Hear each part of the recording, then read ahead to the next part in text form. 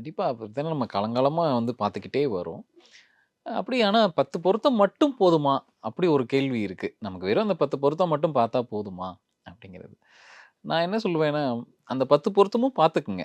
அது நம்மளோட சாட்டிஸ்ஃபேக்ஷனுக்கு கண்டிப்பா பாருங்க. ஆனா அது மட்டும் போதாது. எப்படி காலம் வந்து தன்னை அப்டேட் பண்ணிக்கிட்டே இருக்கோ, அந்த மாரி இந்த விஷயத்தையும் கொஞ்சம் நம்ம அப்டேட் பண்ணிக்கணும் அப்படிங்கிறது தான். சரி நான் எப்படி பார்ப்பேன் அப்படின்னா, 10க்கு 10 பொருத்தமும் நல்லா இருக்குன்னு கூட வச்சுக்கிருவோமே.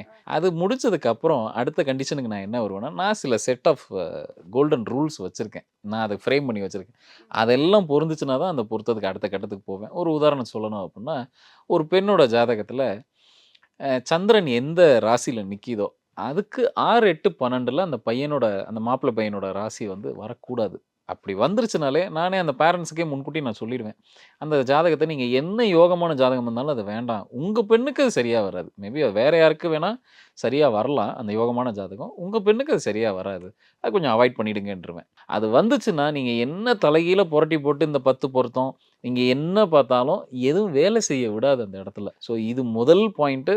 இது ரொம்ப ரொம்ப பேசிக்கான ஒரு விஷயம். இத எல்லாருமே பயன்படுத்திக்கலாம். ஸோ இப்படி இருக்கா? இது ஓகே. இது சரியா இருக்கு அப்படின்னா, ஒரு சந்திரனுக்கு இன்னொரு சந்திரன் 5ஆம் இடத்துல இருக்குன்னா டிக்கு. அடுத்த கட்டத்துக்கு போவேன். அடுத்து என்ன அப்படின்னா, ஒரு பெண்ணோட ஜாதகத்துல இருக்க